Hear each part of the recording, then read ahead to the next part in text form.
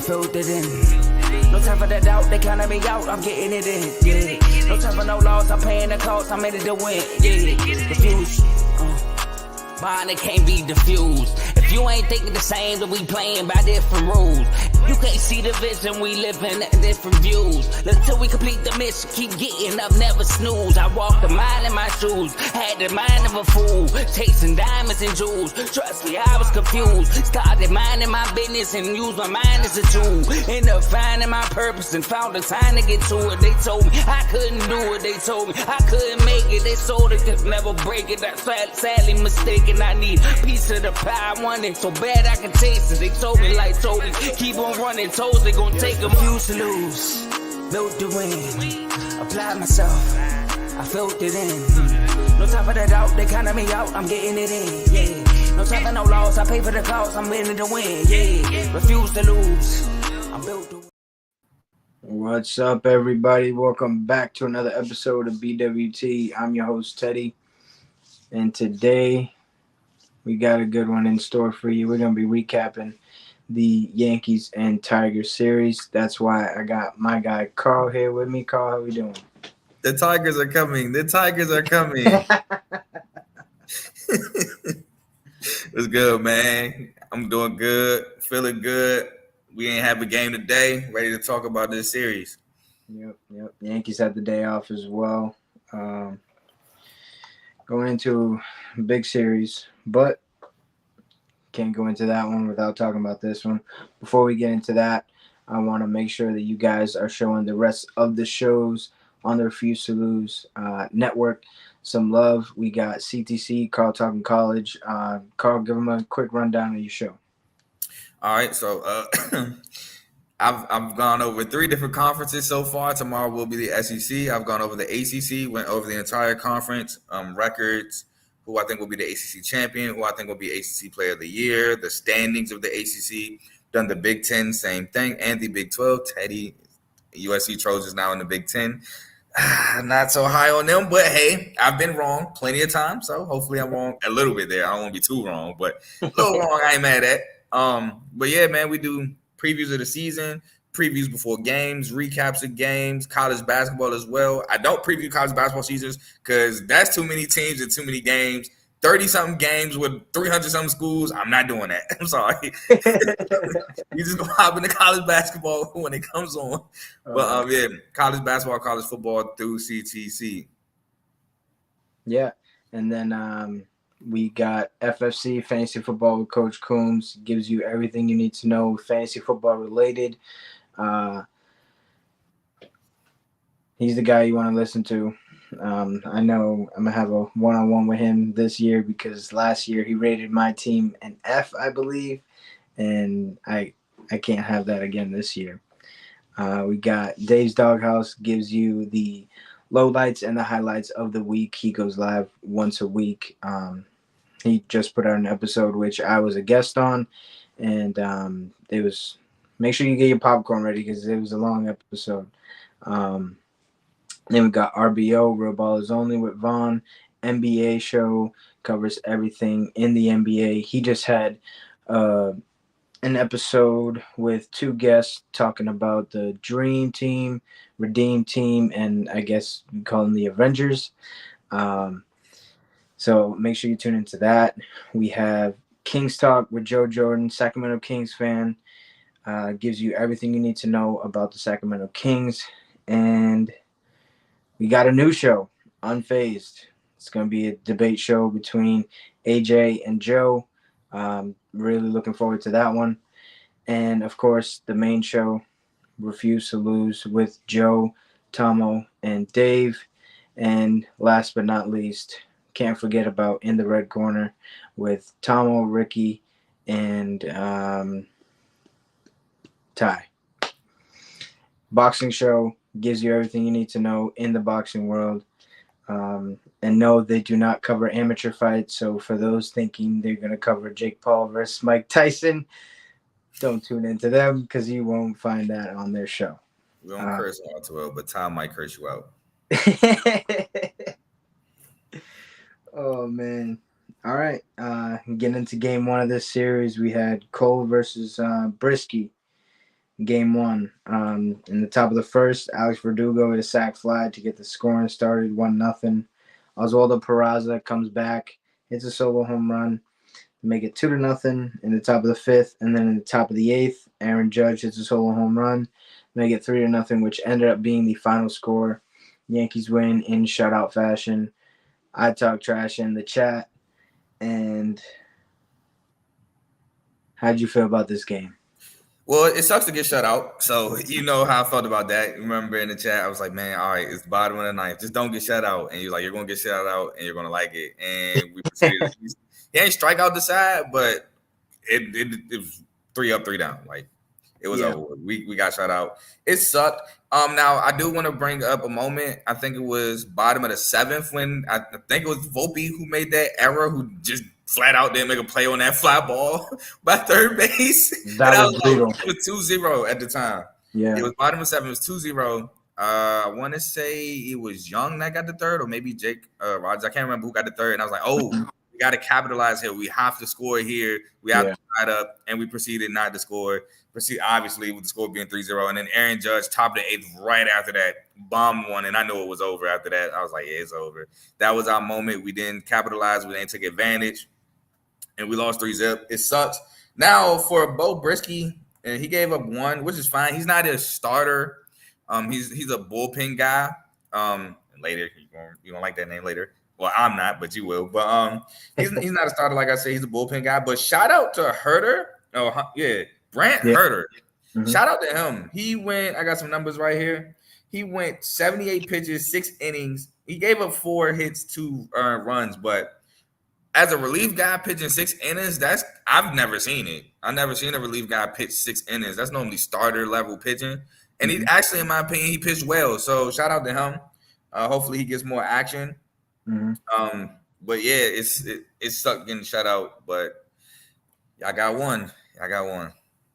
Yeah, Garrett Cole went 6 innings, giving up 4 hits, no earned runs, 2 walks, 8 strikeouts. His ERA in the year is 4.15, and his record goes to 4-2. He's starting to come along pretty well. I'm glad to see him getting back into Cy Young form. I'm not saying that he should win a Cy Young. Don't get it twisted, because he might be in Detroit. No, he might be in Detroit. Stop it. Oh, the Cy Young winner? Yeah. He might be in Detroit. Definitely, 100%. He's got. We'll talk about him a little later. But yeah, Clay Holmes comes in, gets his 26th save of the season, going the inning, striking out 2. No one runs in game 1 of the series. Yankees take game 1 Friday night, and then we go into game 2. Carlos Rodon versus Montero. Colt Keith comes up in the bottom of the first. It's an RBI single to make it 1-0. In the bottom of the second, Zach McKinstry hits an RBI single to make it 2-0. And then Andy Ibanez hits a 2 RBI double to make it 4-0. And there was no more scoring in the rest of the game. The Yankees threatened in the top of the 9th. Anthony Volpe up to the plate with 2 runners on, hits a fly ball to the warning track, and ends the game there. Yankees get shut out. They lose game 2. Carlos Rodon has the shortest outing of the season.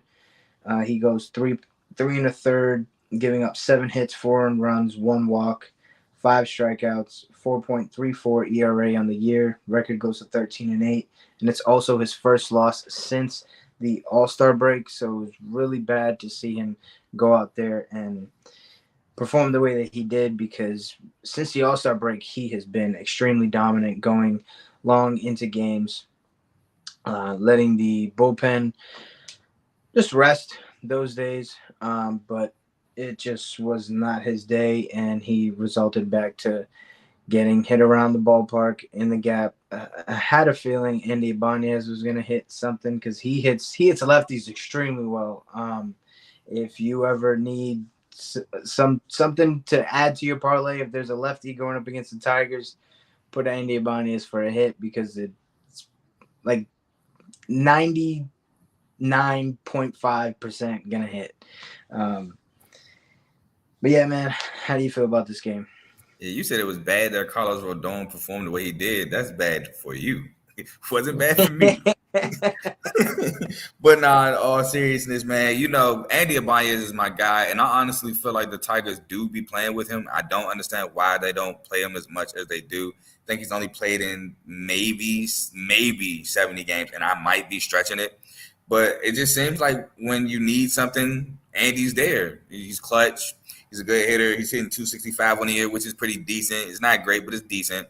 Yeah, just a really good game. We got a shutout the day before, and we just came back intensity and got the shutout. Now, what I will say is Montero is normally the guy that gets hit around.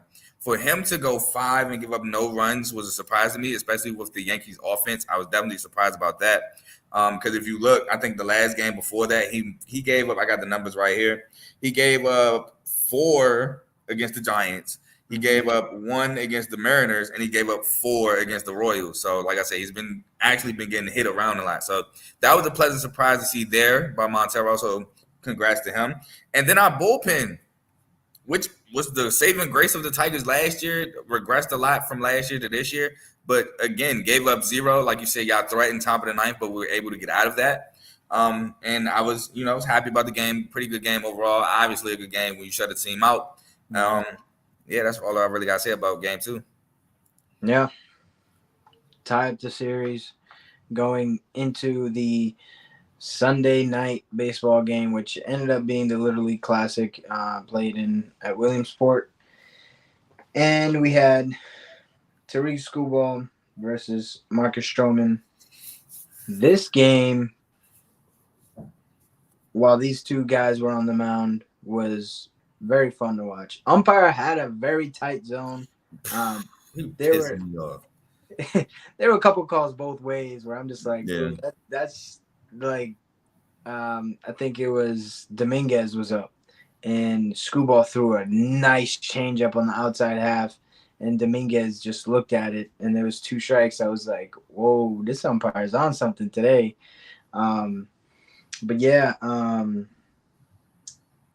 in the top of the 6th, it was 0-0 until a wild pitch was thrown. Gleyber Torres ends up scoring to go up 1-0, and then in the bottom of the 9th, with 2 outs, Jace Young gets his first career RBI with a single to tie it up 1-1. A throw from Dominguez could have been a little lower. If it was lower, I think we would have had him. In the top of the 10th, DJ comes up with that ghost runner at second base. He hits an RBI single to go up 2-1. Then in the bottom of the 10th, Zach McKinstry brings in the ghost runner to tie it up at 2. And Austin Meadows comes up after him after Zach steals second base. Oh, yeah, Parker Meadows, yep. McKinstry steals second base, and then Meadows hits an RBI single. This was a very, very questionable send by the third base coach. I'm gonna get back to that. Let me get back to it in a minute.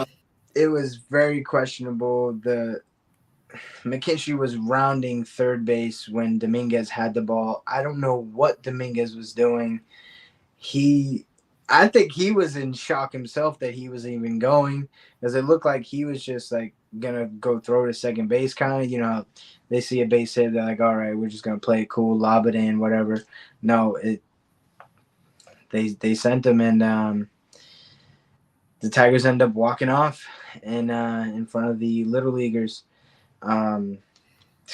These potential Cy Young pitcher Tariq Skubal goes 6 innings, giving up 3 hits, 1 earned run on that wild pitch, 4 walks, 5 strikeouts, 2.49 ERA on the year. And Stroman bounces back after a stretch of very bad outings. Also goes 6, giving up 4 hits, no earned runs, 2 walks, 5 strikeouts, and a 3.82 ERA on the year. Before you go, Clay Holmes blows yet another save. 10th on the year. Most in the MLB. Yankee fans are calling for his head at this Dang, time. already? Oh, it's been going for Didn't he quite start some off like time. hot too? Oh Like he yeah, started he started he off like not giving up no hits or no no runs or one no of the hit, two. no runs. It was like for like a good 15 of his starts of his saves, he didn't give up a run, and then they started calling him Cardiac Clay because every time he comes in the ninth inning, we just get heart attacks because we just don't know what he's gonna do. Because in game one of the series, he was able to shut it down, but he didn't have what it took to finish the job in game three of the series. Yankees lose the series to the Tigers in a very pivotal uh, for the standings and stuff like that between the Yankees and the Orioles for first place in the AL East. I feel like it's been a flip of a coin these last like 2 weeks. One team goes up a half a game and then a game and then it's tied and it's so that's gonna be something to look out for. How'd you feel about this game, Carl? Oh, I was excited. I was excited. All right, so let's before I get to the end, because there was a roller coaster of emotions before the end. Yeah. So the beginning of the game, like you said, man, it's just a pitcher's duel. It really was. And you want to talk about school ball, man? I ain't gonna lie, it was like I think back-to-back pitches Marcus Stroman threw. I was like, Yeah. bro, we just Yeah. struck out. And he Yeah. ain't say nothing. I was like, all right, cool. He threw another one, bro. That's a strike. He ain't say nothing. I was like, oh, I think I put it in chat like, oh, this ref tripping, this umpire tripping. But Yeah. yeah, man, the ump definitely had a crazy strike zone. I remember watching the game and he told Schoolball like it's one of his pitches were in, like you can audibly hear him tell Schoolball his pitches in, which I don't know. I felt like Schoolball got it, but hey, at least it was both. If it was both ways, so I can't be mad. I respect Yep. consistency. So cool, I was cool with that. But let's talk about the third baseman coach sending runners. Bottom of the fifth. Jace Young is on first. I forgot who hit it. I think it was Jake Rogers that hit it, or Trey Sweeney. Somebody hit it. It was Trey or Drake. Jake. Anyway, they panned the camera to Jace Young, and he is running so slow past second base. I even said out loud, I said, I hope he doesn't go home. And then all of a sudden, oh, he's going home. I'm like, oh my God, what are you doing? And they pan the camera to home, and he's out by like a mile. Like by the time the catcher gets the ball to block the plate, Jace Young is probably halfway between third and home. I'm like, bro, you're out clearly. Why would you send him? Why would he run? So that was bottom of the fifth. Then, like you said, top of the sixth, we got the wild pitch that allowed Gleyber Torres to score. Didn't he get to third off like an error or something too, or something crazy like that? No, I can't remember. It was something wild where he got to third. No, he got a hit. Maybe it was a hit. Yeah, he got a hit, and then we got. Oh, is that the play with Carey and Spencer Torgerson like just watch the ball drop in first base? Oh yeah, I think that was that play. Yeah, no. That was Stanton. That was Stanton's hit. Oh, okay, but Kleber got to third off that, I think. No, he got to third after a double play. Okay. Yeah, but yeah, let's talk about that while we're at it. They watched the ball. It drops right in between both of them in fair play. That was like that was eighth. I think that was the eighth inning. Because I'm like, what are we doing? Yeah, like that pissed me off. But to go from Jace Young being called into home on third base when he clearly should not have been called to third, go home, to then going down 1-0 in a pitcher's duel because of a wild pitch. Now, granted, it was a wild pitch. It was a dirt ball. But Jake Rogers actually did a good job blocking it. It got in his mitt, and then somehow it just wasn't in his mitt anymore. Gleyber Torres saw the ball go past Jake Rogers, and he made the right decision, the smart decision. Ran home. He made it. So to have that swing, and then from top of the sixth to bottom of the ninth, no runs have been scored. I said it, I think, at the bottom of the eighth when we didn't score. I said, yeah, we're about to lose. I put in the chat, I said, it's no way we go from should be up 1-0 to down 1-0 and we lose like this. Then, like you said, 2 outs, runner on, Jace Young gets his first career RBI. Like you said, very controversial. Well, not controversial, but just Dominguez didn't make the best throw, which thank you, by the way. So we score. And I was like, right, we at least have extras locked up, but I want to win. Because I even put in the chat, I was like, bro, I don't know who we're going to put out there to pitch in the 10th. I don't. And as soon as I say that, we go to extras, and first pitch, Bo Brisky throws RBI for the ghost runner, like you said. Literally first pitch. I was like, see, that was my point. Got score off the first pitch in the top of the 10th. So thank God y'all didn't get anything else. And I was like, all right, I have to go home. So I kind of missed, after y'all scored, I missed the rest of the inning, getting, packing my car and everything. So I got in the car, and it was bottom of the 10th. And that's when we scored the ghost runner with Zach McKinstry. Zach McKinstry then still second, like you said. And then Parker Meadows, my boy, clutches it. Again, third base coach almost messed up. Like, what are you doing? But like you said, Jason Dominguez, he pump faked. Well, not pump fake. He clutched it. He clutched the throw. Probably, like you said, probably thinking like, oh, he see I has this ball. The coach is clearly not gonna call him in. The element of surprise, who knows? Maybe that's why he did it. Like, all right, he see that I see that he got the ball. I'm gonna send him anyway because he probably thinking like he ain't gonna do this. Yeah. Tried to rush it to get to home, just a little late. Got home. We went off the walk off. I get to talk my trash, and I ain't even gonna lie. I don't even listen to the why. I'm just how you know I don't listen to him. Whatever fact, the Get Back a Mug, I played that song to the gas station, bro. I ain't even gonna lie. I don't even listen to bro, but I played it to the gas station. I ain't gonna lie. It felt so good because we lost the series last year. I think we got swept last year. Then we got swept this year. You were making a running joke that y'all sweep through the AL Central. And so we finally got the series win 2-1. It felt good, like the monkey off our back. And I'm not gonna lie, it also felt good because we won the series against y'all and we swept the series against the Mariners, who's like second in the AL West. So we're beating good teams. We get Carey back. We get Riley Green back. We're 3 games behind 500. So it just feels really good to see some success. Yeah. Yeah, and you guys, you look good with the young guys out there. Jace Young, Riley Green came back, Torkelson came back. I didn't even know he was in the minors for that long. Yeah, he wasn't hurt. He just had to send him down. Yeah, I was like, wow. Like I looked it up when I saw him back in the lineup on Saturday against Rodon. I was like, wow, they just sent him down. And it's pretty crazy because I remember him doing okay. But it was the defense that was really holding him back, to be honest. Well, this year hitting, it wasn't great. He actually started off super slow this year. So before we sent him down, he actually started to pick it up, but I think the decision was already made to send him down, especially because he plays first base, especially because Mark Canha and Gio Urshela were actually playing really well.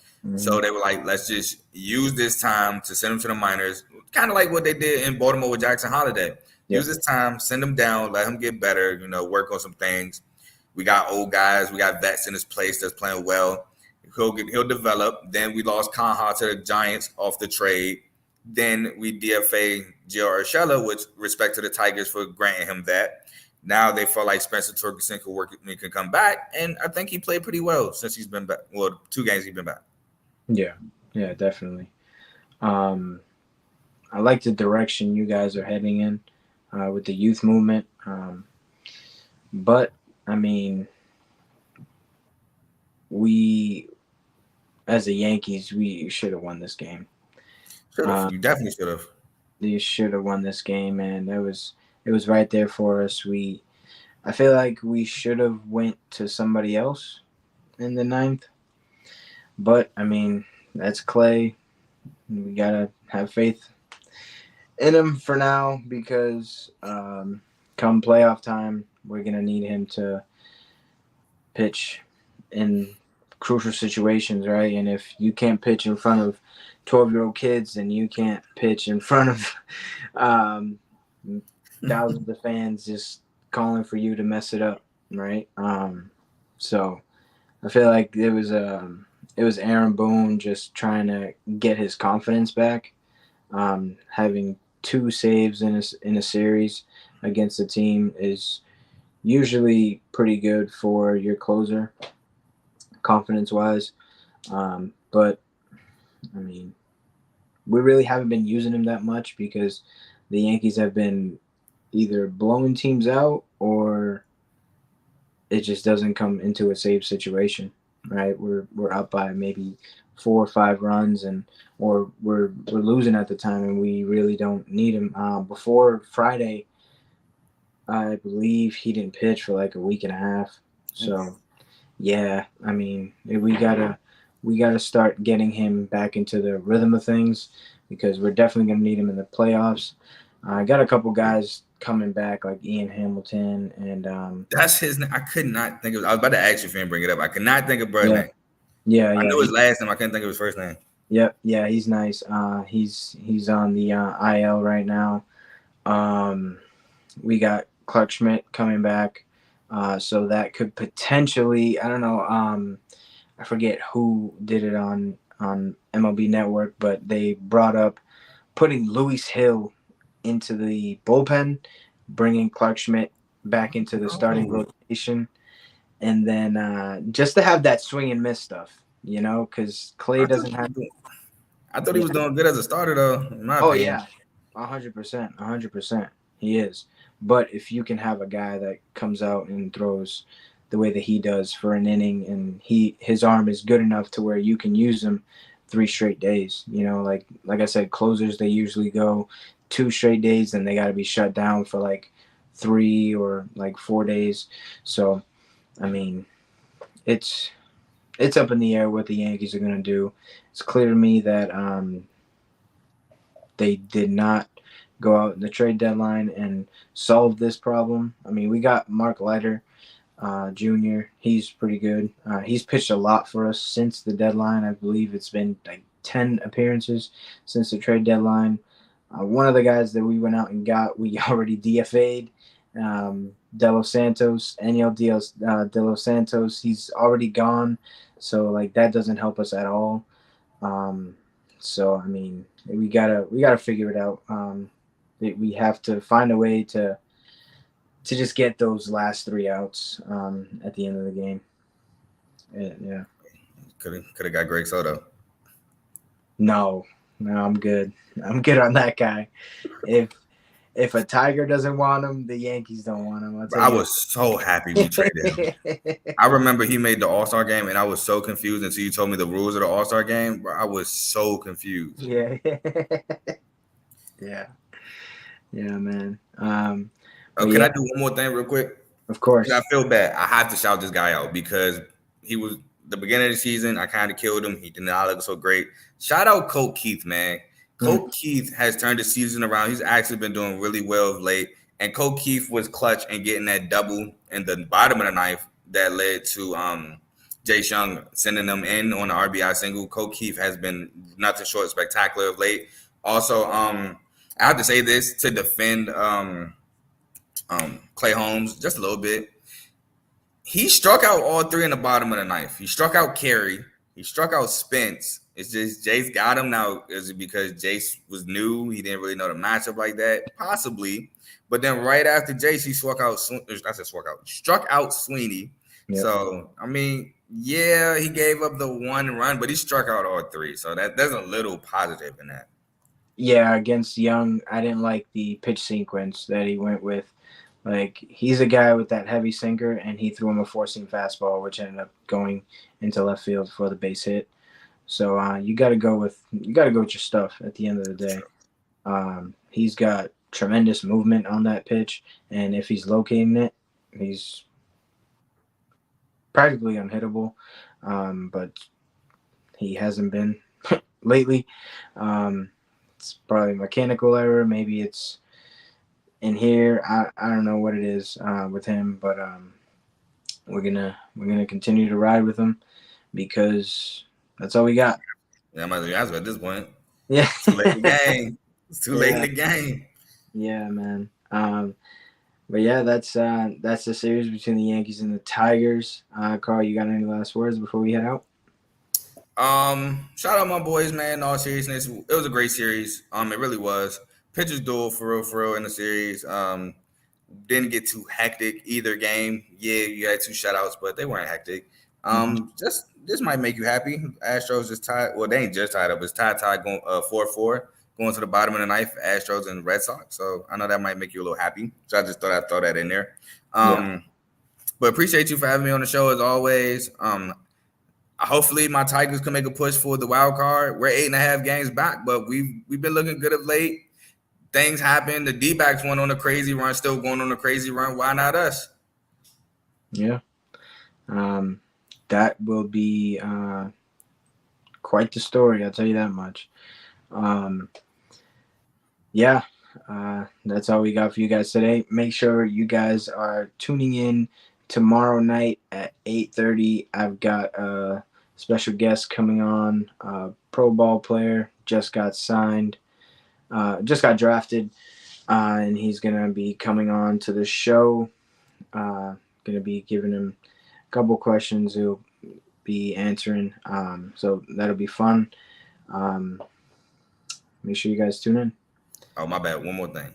Right after Teddy, I'll be on 10 o'clock SEC preview, going over the entire SEC. I know a lot of people want to hear about the SEC, Alabama, Arkansas, Georgia, Florida, South Carolina. So, after BWT, which I can't wait to listen, see who this guy is that he's having on his show.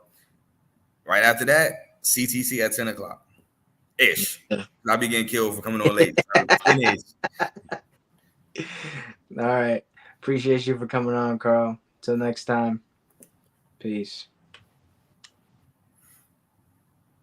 Refuse to lose. I'm built to win. Apply myself. I filled it in. No time for the doubt. They counted me out. I'm getting it in. Yeah. No time for no loss. I'm paying the cost. I'm in it to win. Yeah. Refuse. Buying